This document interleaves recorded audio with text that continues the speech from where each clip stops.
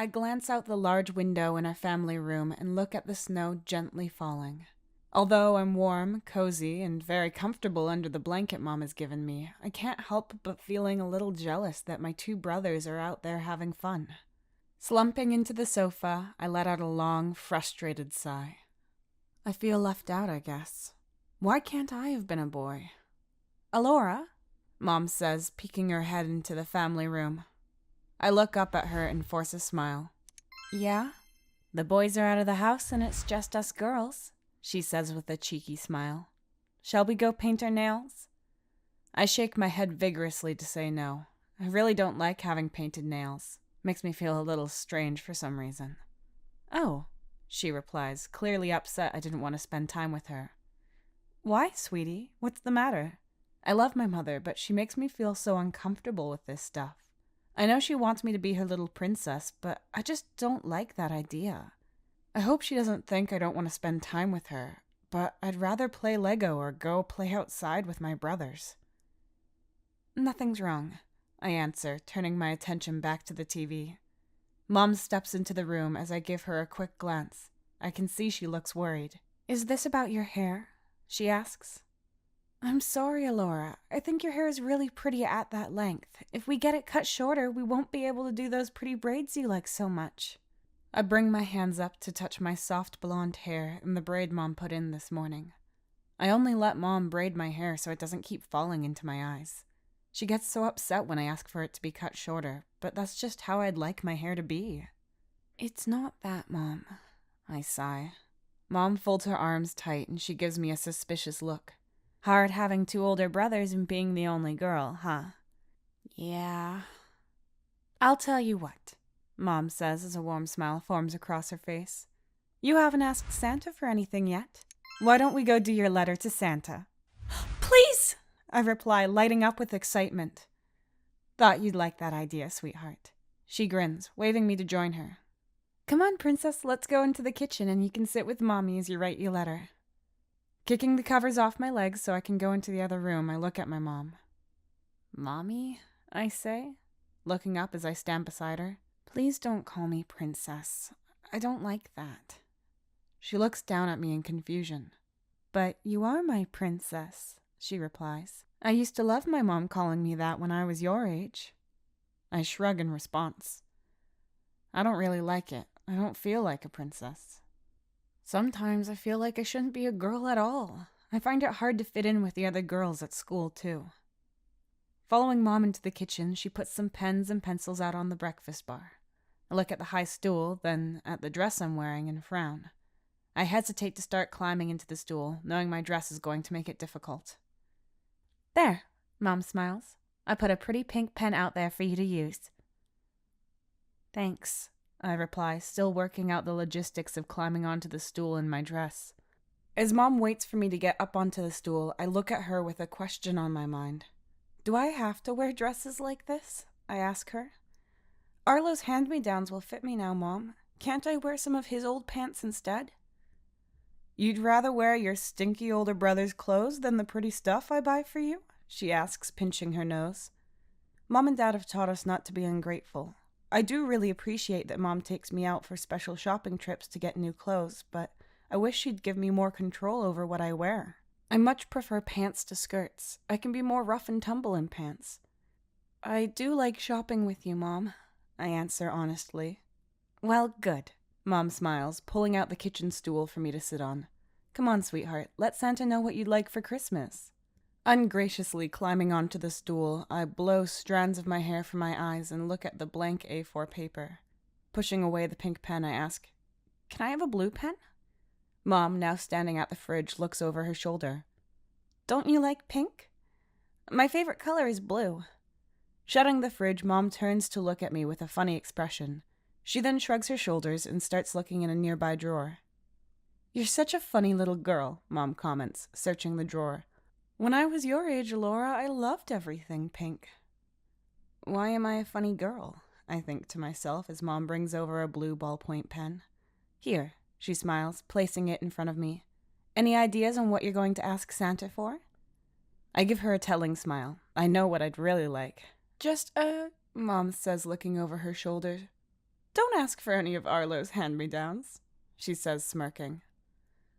Nodding, I start writing my letter. Dear Santa, I write. I'd really like if you could make me wake up on Christmas morning as a boy. Happy with what I've written, I look at Mom doing stuff in the kitchen and worry about what her reaction will be. I know this will get me in trouble. I reread what I've written and hover my pen over it to scribble it out. Just as the pen touches the paper, the front door swings open and my brothers are back from soccer practice. The surge of activity causes Mom to greet them and me to forget to scribble it out. Mom! Jackson, my oldest brother, says, bursting into the kitchen. He's completely covered in mud, but he has the broadest smile on his face. We won! Amazing! Mom claps her hands together. Did you score? Jackson points at Arlo. No, but Arlo did. Well done, Arlo! Mom cheers, clapping. Dad walks in behind them, carrying their dirty boots. He kisses Mom on the cheeks and then puts both my brothers' muddy soccer boots in the sink. Was a crackin' little game, he comments, turning to lean on the sink. Our boys are getting really good. I turn on my stool and look at Arlo and Jackson's smug smiles as our dad gives them praise. I can't explain why, but it makes me feel a little angry inside. I grip my pen tighter. Might need some new boots, though, Dad comments, looking at their soccer boots in the sink. Yeah, is that so? Mom asks, looking at the boys but pointing at me. Well, in that case, how about you boys clean up and then join your little sister in writing your letters to Santa? Dad's face lights up as he looks at me from across the kitchen. Oh, is that what you're doing, Princess? Can I see what you've asked for? My cheeks start burning as I blush. I shake my head vigorously, but it doesn't stop him. As Dad comes over to look, I think about scribbling it out, but before I can, he's already taken the paper from the counter. As he reads it, I feel my cheeks burning with embarrassment. If I could hop off this stool easily, I'd be running to my room. Princess, Dad says, looking over the sheet of paper at me with a puzzled expression. What do you mean by this? I shy away from the question and stare at my fingers. Megan, have you seen what Alora's written? Dad asks Mom. Don't show her! I scream as tears bubble behind my eyes. Everyone is staring at me thanks to my outburst, and it makes me feel as small as a mouse. Concerned by my behavior, Mom reads what I've written, and I watch her expression become worried and confused. A boy? She queries, looking me directly in the eyes. Why do you want to wake up as a boy, Alora? She wants to be a boy? Jackson laughs, trying to get a peek at the letter in Mom's hands. She's so strange. Is that really what she's written? Arlo asks. Care to explain, Alora? Dad says, leaning on the counter towards me. Not something a little girl usually asks for. Leave me alone, I sob, hiding my face in my hands. We're not trying to upset you, Alora, Mom says. We're just trying to understand. I don't know, I scream into my hands. Leave me alone. She's probably written that because I said girls can't play soccer with us, Jackson says. Jackson, Mom scolds. That's an awful thing to say to your sister. She's a girl, Mom, Jackson retaliates. It's not my fault. She's always weird. My body starts to shake as tears dribble from my eyes. Why do they all have to be so mean to me? I've done nothing wrong and everyone hates me. No matter what I do, nothing is right. I'm not the girly girl Mom wants me to be, and my brothers and Dad won't let me join in with them either. Why was I born at all?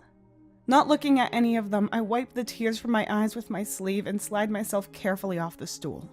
It's neither gracious nor dignified, but I don't want to be near any of them. Sobbing, I push past Arlo and run into the hallway. I can't stand to be around any of them. They all think I'm a freak. I just want to be happy and not be who everyone else thinks I should be. Princess, Dad shouts compassionately. Don't run away. Leave her, Ken, I hear Mom say as I stomp up the stairs to my room. I think she's feeling left out. Slamming my bedroom door, I jump onto the bed and hide under the covers. Crying my heart out, I go fetal and squeeze the nearest cuddly toy I can find. Why? I sob, holding my teddy bear tight. Why am I like this? Why can't I just be a normal girl? I don't know how much time has passed before Mom knocks gently on my door. but it's no longer daytime, and she has to turn the light on to see me.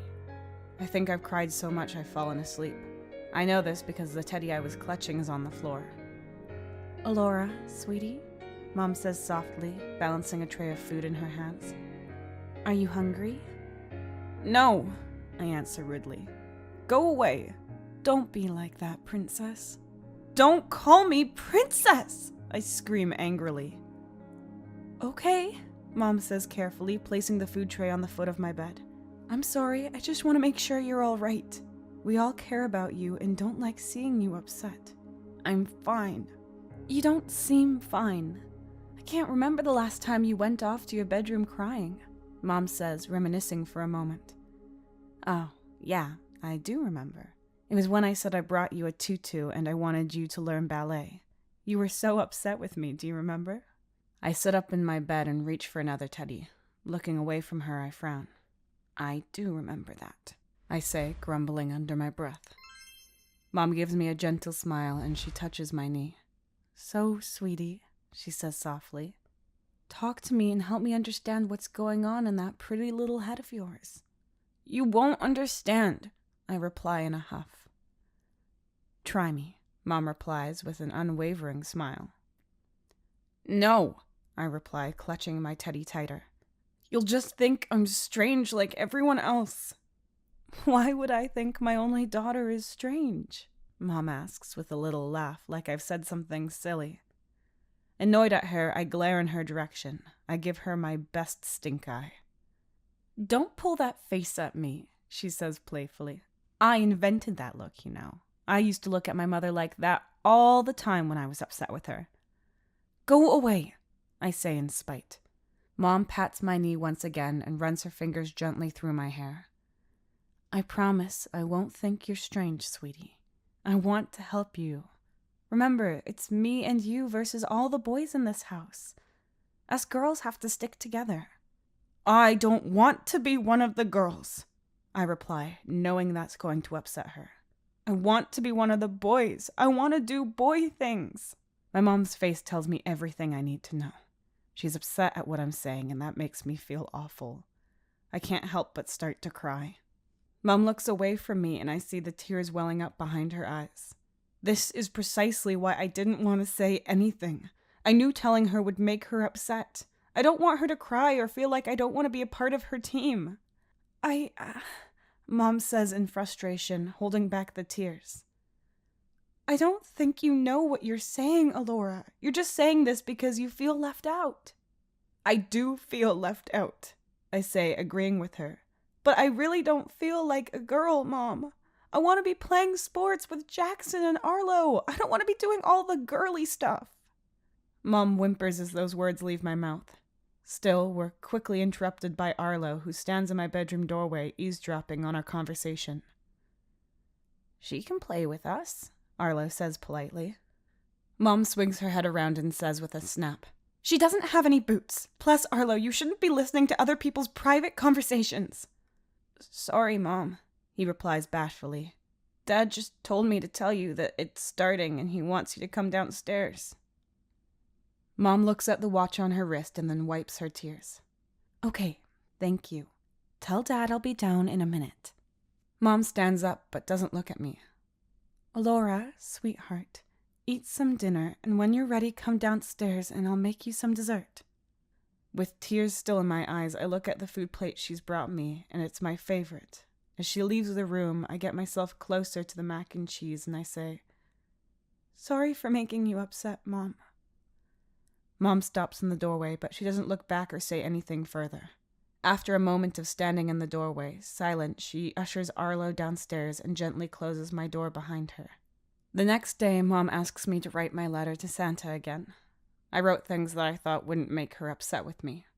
She seemed pretty pleased that I asked Santa for some makeup. I thought she might like that. The last few days before Christmas feel like an utter drag. I've been watching a lot of TV on my own. Mom did take me shopping for a dress to impress Nanny on one of the days.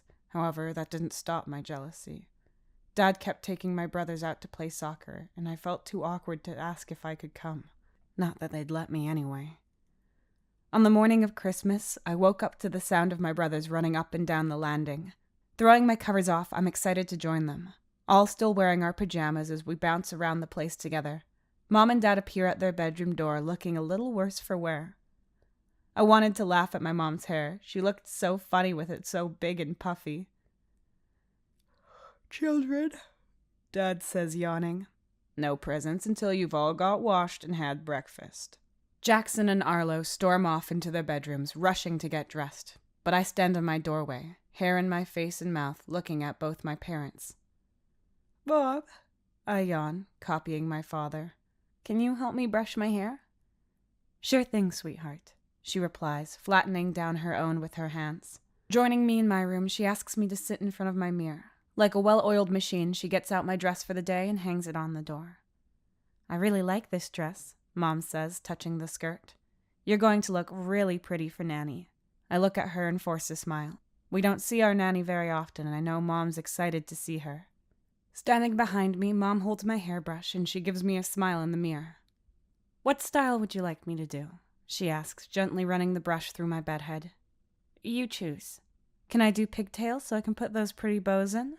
Mom asks as her face lights up with joy. I nod in agreement, and a part of me feels happy that she's happy. We haven't spoken about the other day at all, and I'd really like not to upset her again. I love my mom. Sitting long enough for my bum to go numb, Mom ties the bows into my hair and she gives me a wide grin at my appearance. "You're starting to look so grown up," she says, gushing. "You're going to be such a stunning young lady. All the boys are going to be tripping over themselves." I force another smile. "Oh, thanks." "Well, it might be a few more years if your dad has his way," Mom jokes. I laugh, but it's only for her benefit. "Can you help me into my dress?" I then ask. The dress itself is kind of cute, I suppose. It's like a black mesh top with a big bow, and then it's got a puffy red skirt. Mom's got one too. She wanted us to be matching. It made her so excited, so I've just gone along with it. It doesn't take long to get me into the dress. The thick tights are actually very warm and cozy. Telling me to wait downstairs with my brothers, I go down and wait in the kitchen, fully dressed and ready for presents. "Wow, Princess," Dad says as I walk into the kitchen. "You look so pretty in that dress." "Thanks," I reply sourly, sitting in my place at the kitchen dining table. Arlo and Jackson are already at the table eating breakfast. They look a little bored and frustrated that they've had to wait for Mom and me. "Dad," Jackson whines, "why do we have to wait for Alora and Mom to get ready? They take so long." I go red. "They're girls," Dad replies humorously. "Get used to having to wait for them." Sighing loudly, Jackson chugs his drink and glares in my direction. I look away, trying to ignore him. "Alora?" Arlo whispers, leaning over to me. "Are you excited to see what Santa's got us?" I smile at my brother and nod my head a few times. "I think this is going to be our best Christmas yet," he continues, giving me a wide smile. "I just know it." Dad serves us up pancakes as we wait for Mom. Usually I flood mine with syrup, but I didn't want to get my dress dirty, so I had them without. When Mom finally joins us, she looks very pretty in her dress. Then, as is tradition in our family, we all fight to pile into the living room to open our presents. The tree is surrounded by presents Santa has brought us. Boxes of so many sizes litter the floor. My brothers and I all jump up in joy at the sight. Mom rushes over to try to stop us from just tearing into the nearest box. "Wow," she says, looking at the boxes as she gets on her knees. "Look, guys, how many gifts Santa has brought. You three must have been very good this year." Searching the boxes, Mom finds a large box wrapped in bright pink wrapping with a white bow. She holds it up and reads the tag. "To Alora," she says, giving me the biggest smile. "Love from Santa." "Why does she get the first present?" Jackson complains, folding his arms. "Ladies first," Dad answers, putting a fatherly hand on his shoulder. Made to feel very awkward by my oldest brother's miffed expression, I do my best to keep smiling as Mom hands me my present. Everyone is looking at me. I don't like it. Not wanting to be the center of attention, I quickly pull off the bow and tear into the wrapping. Inside is a makeup box, just as I'd asked for in my letter to Santa. "What is it, Princess?" Dad asks, wanting me to show him. I hold it up to him and he gives Mom a funny look. "Makeup?" he questions, talking to Mom. "She's a little young, don't you think?" Mom shakes her head. "Oh, don't be so old-fashioned. She's nearly a teenager. Plus, that's what she asked for. Isn't it, sweetie? I nod and smile. The rest of the morning is lovely, and everyone is so happy. Arlo gets a massive box of Legos. I can't wait to play with that. Jackson gets a remote-controlled car, which I also can't wait to play with. In fact, a lot of my gifts are ignored as I get excited by what my brothers have been given. That's when my brothers both got given a new pair of soccer boots, and I start feeling really jealous. When it was all said and done, and the floor was completely covered in wrapping paper, Jackson and Arlo couldn't wait to go out in the garden and kick one of their new footballs around. Standing at the window watching them, I look at Mom and ask, "Can I go play with them?" "Stay here with me," she replies, sipping her hot cocoa. "You'll only get your dress muddy if you go outside, sweetie." Giving me a broad smile, she points at my makeup box. "Shall we do each other's nails while the boys play?" "I'm okay, Mom," I say politely. "Can I just watch some TV?" Mom's face drops. "Oh," she says. "Don't you want to play with your new makeup?" "Later," I reply, getting onto the sofa. Mom gives me a puzzled look as she stands in front of the TV. "Are you okay?" she asks. "You've been pretty quiet this morning." I just nod my head and reach for the TV remote. "Okay, then. How about some marshmallows?" Mom asks, giving me a cheeky smile. "Yes, please, Mommy." Later in the evening, Nanny turns up and brings more presents. Arlo and Jackson got soccer jerseys, and I was given a new pair of earrings. They look ancient and are apparently passed down to the girls in our family. I'm blown away by how kind Nanny is with the earrings, but I find it hard to hide the fact that I don't like them. I know I've been rude and ungrateful. Not wanting to upset anyone further, I stop talking entirely and just try to blend into the background for the rest of the afternoon. I think Mom can tell I'm not happy, but I try my best to hide it from her while Nanny is with us. As the day turns into night and Granddad and Dad fall asleep, I get up from the sofa and go ask for a drink.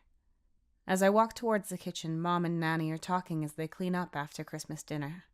Nanny scares me a little, and after my reaction to her present, I don't think she's happy with me, so I hesitate to go in straight away. I stand outside the slightly open door and listen to them talking, waiting for one of them to leave the room. "I like that dress on you, Megan," Nanny says, talking to Mom. "Thanks," Mom replies to the sound of her scraping plates clean. I've always done matching outfits with Alora and me on Christmas.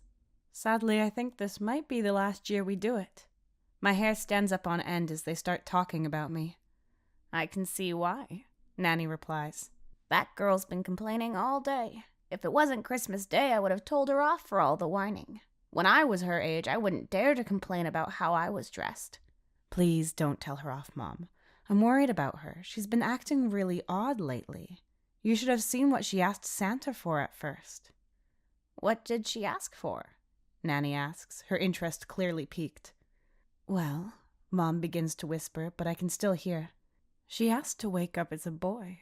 Ken and I aren't really sure what to make of it." Nanny scoffs.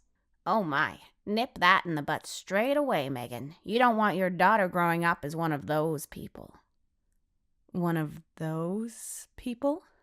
"Yes," Nana says sternly. "We shouldn't have any of that nonsense in our family. Do you want me to have a word with her and set her straight?" Instantly, I'm scared and I start backing away from the door. What have I ever done to her to deserve that? Why does she hate me? Looking terrified at the kitchen door, I step nervously away from it, trying not to make a sound. Just as I'm about to turn around and run into my room, I feel myself bump into an object that shouldn't be there. "What are you doing?" Arlo says as I turn to face him. Tears start bubbling in my eyes and I can't bring myself to tell him. I just point at the door and begin to sob. Arlo looks around me. He's confused as to why I'm crying. "What's wrong, Alora?" She hates me," I sob, rubbing my eyes. "Who does?" I don't answer. Tears just roll down my cheeks. He asks again and I just point at the door. As Arlo steps towards the kitchen, I sniff back and slowly make my way upstairs. I'm going to hide in my room until she's gone. It's not long after I close my bedroom door that someone is gently knocking on it. I don't want to speak to anyone, so I don't answer. I just grab one of my teddies and clutch it tight. "Alora," Arlo says softly, knocking on the door again. "Can I come in, please?" I don't answer, but that doesn't stop him. He slowly opens my door and peeks his head into my room. "I've got something for you," he says, giving me an uneasy smile. I turn away and look in another direction. Secretly, I'm glad he's come to check on me, but I don't want him to know that. "Can I come in?"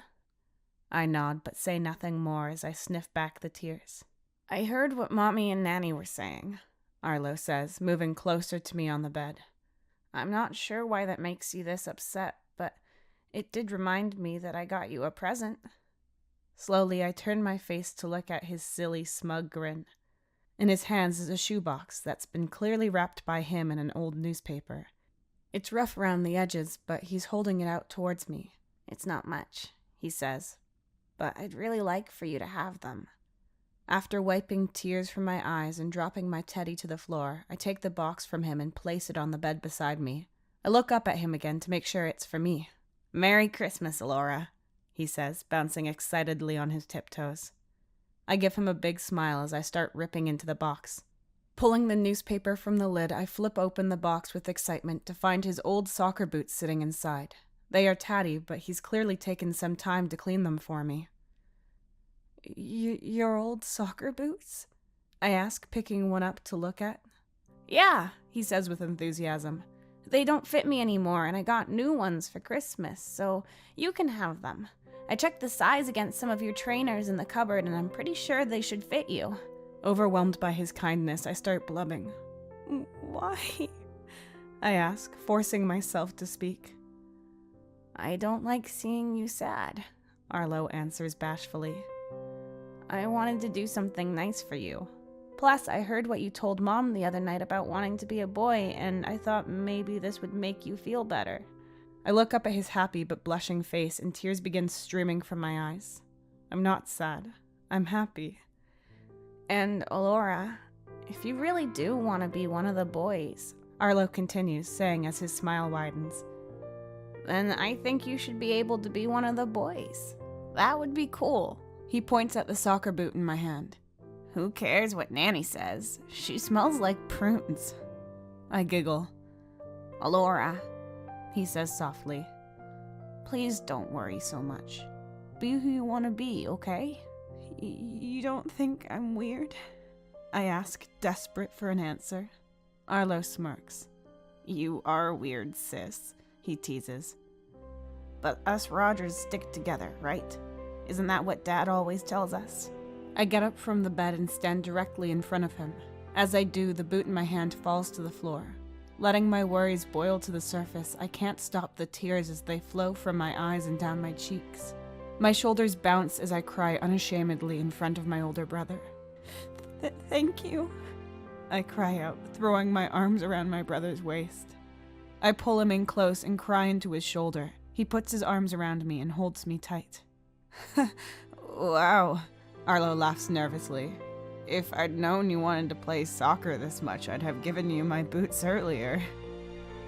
Crying my little heart out, I can't bring myself to laugh at his comments. I just hold him tighter, knowing at least one person in my family understands me. "Hey," he continues, awkwardly patting my head. "I'm gonna play with my Lego now. Do you want to play too?" With my face still buried in his shoulder, I nod my head to say yes. Arlo pulls away from my embrace, and as he starts to leave the room, I grab his hand and pull him back. My eyes are sore, and I do my best to wipe away the tears with my arms so I can look him in the eyes. "Merry Christmas, Arlo," I say, smiling wide as I can at the brother who would eventually support me on the path that would change my life forever.